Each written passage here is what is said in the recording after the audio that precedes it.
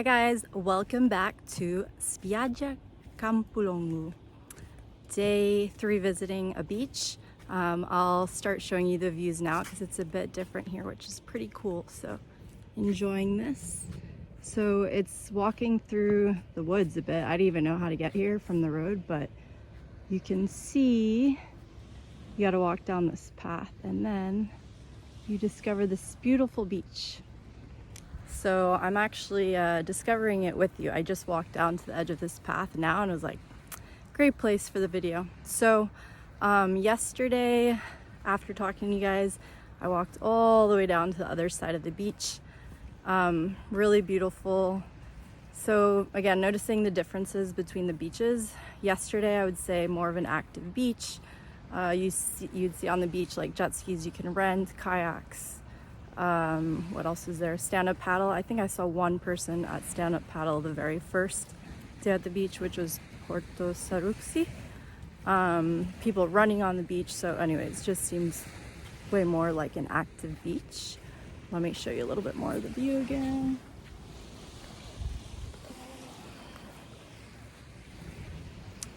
So that was a bit different to there, I would say. Also, you can see, as you might have just noticed, I've noticed also from the very first time I've come here, a lot of people, immigrants have come from Africa, so you'll see them selling whatever it is, like wraps or clothing, scarves, etc., in different areas. So I saw that a lot in Rome my first time, and then a little bit yesterday on the beach, and then a little bit here, but not too much. So noticed that as well. And then yeah, so all the way at the other end of the beach there's rocks you can go. It's super shallow. You can climb up the rocks, get a really nice view of the water because it's super clear. So did that and swam a bunch. Super loving the water because it's so clear. You can open your eyes also underwater and it just doesn't seem very salty, so that's really nice. But yeah, enjoy the rest of the day here. Beach again being a bit different, so from what I've noticed so far, and saw a sign walking in, this is more of a chill nature type of beach. Again, you're walking through the woods just to get here, and it said like no motor vehicles or boats etc. allowed, so way more chill, which is really nice. Yeah, so I think that was most of the rest of the day earlier, playing around swimming at the beach. And then later in the day, went into town again to go eat for dinner. Had a pizza, so this is the second one I've had now since getting here. And I would say it was better than the first. Also got something different and knew what I was ordering, which was really nice. But it was a pesto pizza. So in addition to like the regular tomato sauce and cheese, it had pesto, onion, and sausage, super thin. So yeah, I think it was better, but I have to say still the best pizza I would say I've had was when I was here in May in Positano. This restaurant we went to was really good. So I haven't found anything better than that. And that is closer to Naples where it all started, so maybe that's why, who knows. And then I also ordered a coffee, so didn't get a cappuccino, but got a cafe latte. So we would just call it a latte at home. Basically more milk. I'm still learning all the differences. It's hard for me to keep track. Let me show you a little bit more of the view so you can see again some of the beach chairs here, but before everyone else has arrived. So that's super nice. So this sounds really weird, but since I'm not eating or drinking anything in the morning, side note, but I'm trying out intermittent fasting, so can't have my cappuccino in the morning, so I just get it when I can get it.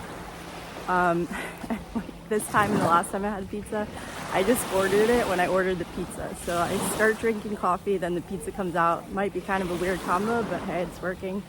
So that was dinner. And then I got the coffee in. Oh, another thing I like here is that like anywhere you go, it doesn't have to be a cafe, but literally any restaurant can make a great coffee, which is awesome. They all have the machine, like the super duper fancy one, but that's just normal here. everyone's got it, and so everyone makes a great coffee, which is awesome.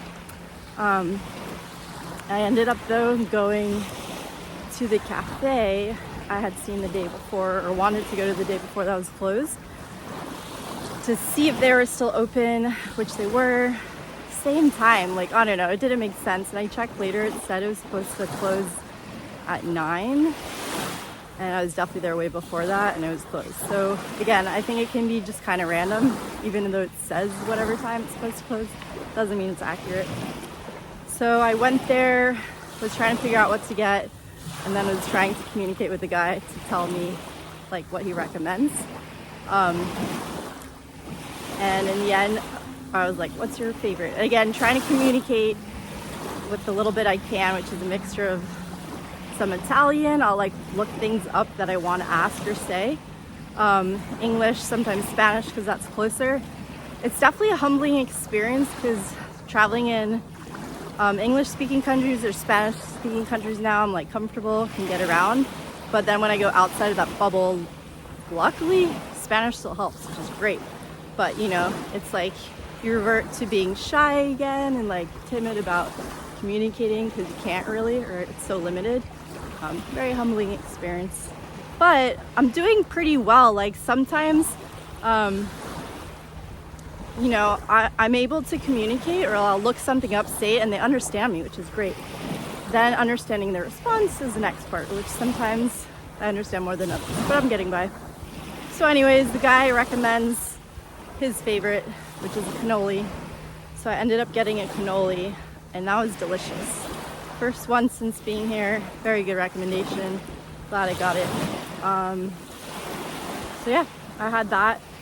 That was kind of the rest of my day yesterday. And also like just feeling super lucky again with having ended up in Villa Simius, because I literally knew nothing about it. One of my Italian friends from back home previously had recommended all these beautiful beaches in Sardinia when I was coming to Italy last time in May.